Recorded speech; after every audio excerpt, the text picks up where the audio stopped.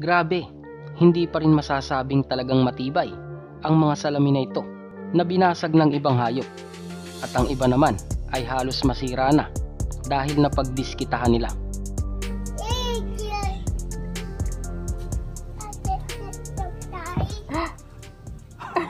Mula sa Nebraska Zoo, habang kinukunan nila ng video ang gorilla na to, ay bigla na lamang itong nagkaganito. Oh man! Agad niyang binanatan ang salamin. Sa lakas ng paghampas niya dito, ay malaki ang naging crack ng salamin. Isang malaking polar bear naman ang gumawa din ng ganito.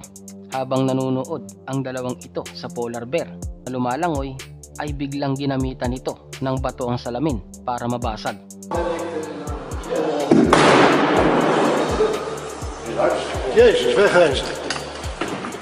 Sa lakas ng paghampas niya dito, ay kitang-kita ang crack.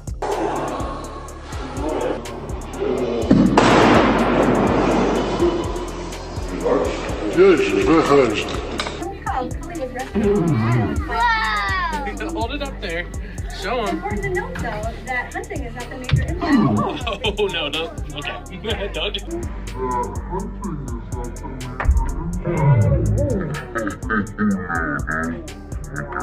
Mula naman sa China Zoo, binasag ng unggoy na to ang salamin gamit ang bato.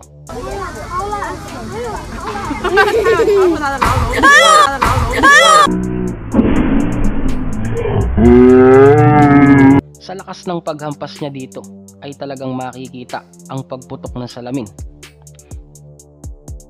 Sa palagay mo, gusto kaya nito ang makaalis dito? Yung pinagbalakan ng Markhor goat na to na basagin ang salamin sa zoo, gigil na gigil ang Markhor. Pinipilit niya itong mabasag. Whoa! That was good. Pero buti na lamang at ayon sa uploader, ay crack lang ang nasira nito.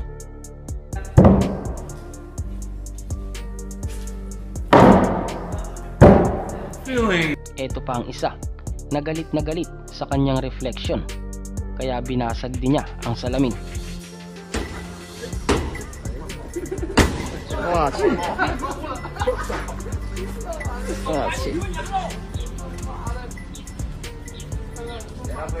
Mula naman sa Ireland, biglang inatake ng tigre ang bata na kinukuhanan ng picture. Stay. Sean, stay. Look. Because he's hunting. So stay. Sean, stay. Look. Parang gutom na gutom ang tigre na ito. Buti na lang at matibay ang salamin. Tulad din ng isang ito, nung nakatayo siya dito at pinapanood nila ang tigre kung ano ang gagawin, ay ganito. Oh my God. He's oh you dog. In a house. Kaya naman pasimpleng aatakihin ito ng tigre para gawin niyang prey.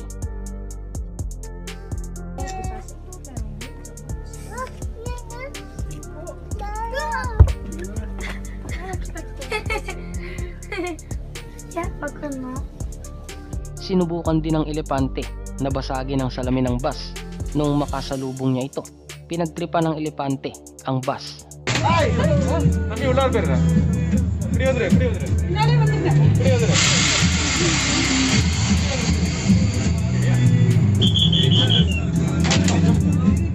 Gaano naman kaangas ang kambing na to na talagang hindi niya tinigilan ang salamin ng isang shop hanggang hindi niya ito nasisira.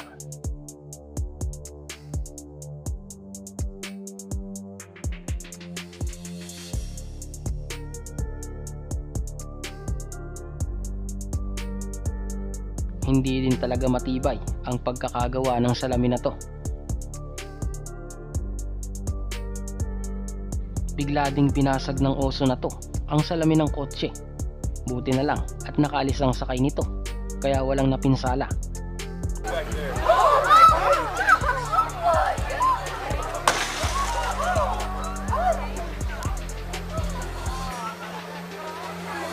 Mula naman sa isang mall sa Shanghai, China, bigla na lamang sumabog ang isang aquarium dito.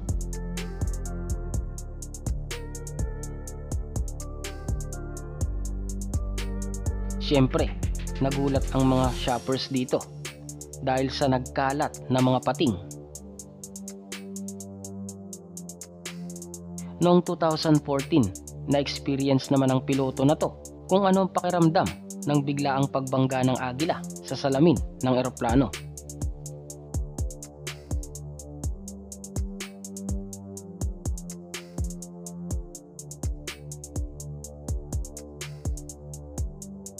Sa sobrang bilis naman ng usa ay nabasag niya ang salamin noong sumulpot na lamang itong bigla.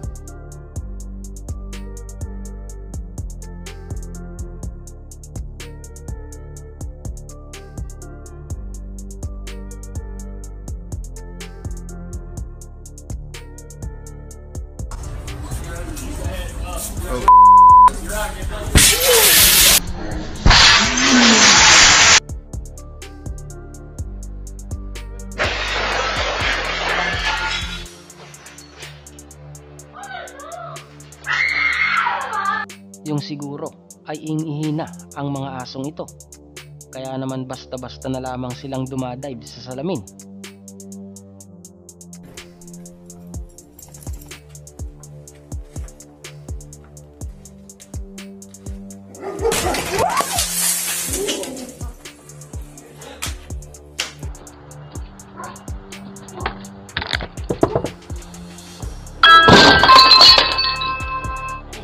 Mula naman sa Sequoia National Park sa California ay na-encounter niya ang isang oso.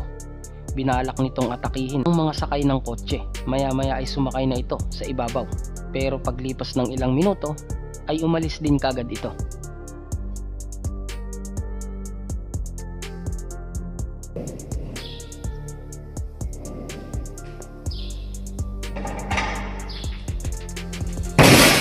Oh!